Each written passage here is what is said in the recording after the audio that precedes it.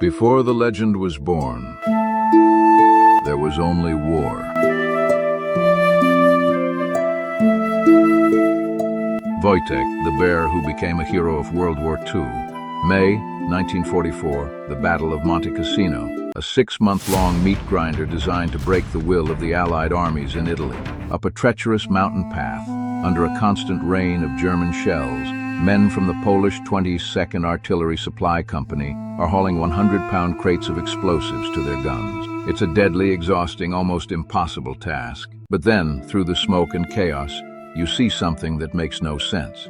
Walking upright on its hind legs, towering over the soldiers, a 500-pound Syrian brown bear takes a crate of live artillery shells into its paws. It turns, and with a steady, unhurried pace carries the explosives towards the front lines. He doesn't flinch at the explosions. He never drops a single crate. His name was Wojtek, and he was an officially enlisted private in the Polish army, with his own rank, serial number, and paybook.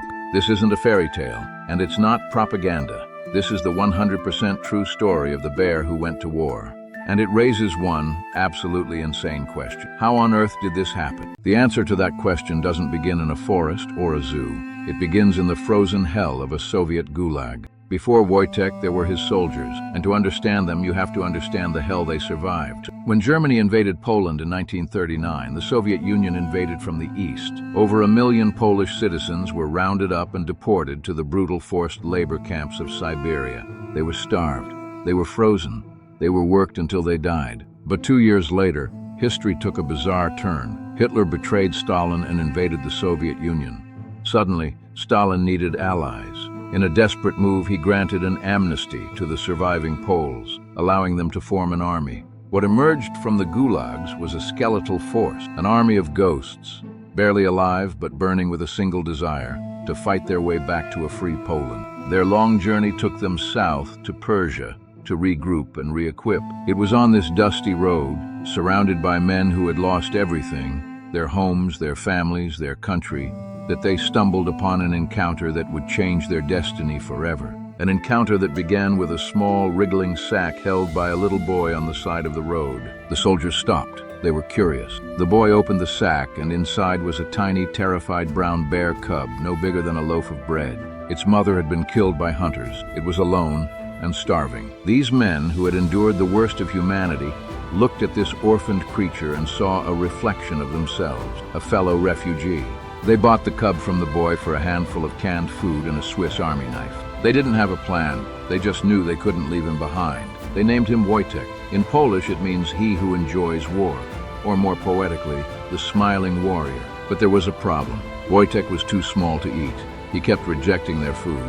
In a moment of inspiration, a soldier found an old, empty vodka bottle, filled it with condensed milk, and fashioned a teat. The cub finally began to drink. He slept in their tents, cuddling with the men for warmth. He became their child, their little brother. For soldiers haunted by the ghosts of Siberia, this tiny, warm, living creature was a miracle. A reason to smile in a world that had given them nothing but tears. But as Wojtek grew, so did the army's ambition. And soon they would face an obstacle that couldn't be solved with kindness or a makeshift bottle. An obstacle that threatened to tear their strange little family apart. Wojtek didn't grow up like a bear. He grew up like a soldier. He learned to salute. He would steal soldiers' hats and climb trees. He developed a taste for two things: beer, which he would drink straight from the bottle, and cigarettes, which he would eat. He wrestled with the men, gently pinning them and licking their faces in victory. He was the company's soul, a source of endless joy and morale. But now, it was 1944. The Polish Second Corps was being deployed from Egypt to the front lines in Italy. As they lined up to board the British transport ship, a stern-faced port commander stopped them. He pointed at the now 200-pound bear. "Official regulations," he said. "No animals allowed." Panic. Leaving Wojtek behind was not an option. He was family. The soldiers pleaded. They argued, but the commander was immovable. Rules were rules. It seemed their journey with Wojtek was over. But the Poles had survived the gulag. They were masters of finding a way when there was no way. They huddled together, and then came a moment of pure, absurd genius. The regulations said you can't transport an animal. But what if Wojtek wasn't an animal? They marched back to their commanding officer and made the most bizarre request of the war. They wanted to officially enlist Wojtek into the Polish army. The paperwork was drawn up. Name, Wojtek, rank, private, serial number, assigned, pay book, issued, though his pay was double rations. With official documents in hand, they returned to the flabbergasted British officer. They presented the papers for one Private Wojtek. The officer stared at the documents, then at the bear, who probably gave a friendly wave. He had no protocol for this. No rule in his book covered an enlisted bear. Defeated by sheer brilliant audacity, he stamped the papers and waved him aboard. Private Wojtek was on his way to war. But his greatest test, the moment that would turn him from a mascot into a legend, was still to come. He was sailing into the inferno of Monte Cassino. The fighting at Monte Cassino was savage. The Polish soldiers were tasked with the final bloody assault. The 22nd Company's job was to keep the big guns firing, a relentless chain of supply under constant enemy fire. Men were straining under the weight of the 100-pound crates. The path was slick with mud and blood. Wojtek, who had been kept back from the front line, watched the trucks being unloaded. He watched his brothers, his family, struggling. And then he acted. He wasn't ordered. He wasn't trained for this. He simply walked up to the truck, stood on his hind legs, and held out his paws. A hesitant soldier placed a crate of live shells into them. Wojtek took the weight as if it were nothing. He walked to the artillery position, gently set the crate down, and turned around for another. Over and over again, he carried the ammunition, a fearless 500-pound soldier, working alongside the men. He was simply imitating his family, carrying his share of the burden. The sight of their bear, their smiling warrior, working fearlessly in the heart of battle, electrified the Polish soldiers. He became a living banner of their unbreakable spirit.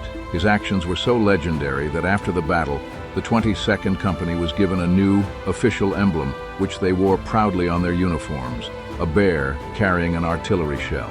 After the war, the company was relocated to a camp in Scotland. Wojtek became a local celebrity. But for his soldiers, the victory was bittersweet. Poland had been liberated, but was now under the control of the Soviet Union. They had fled. They were heroes in exile, unable to go home.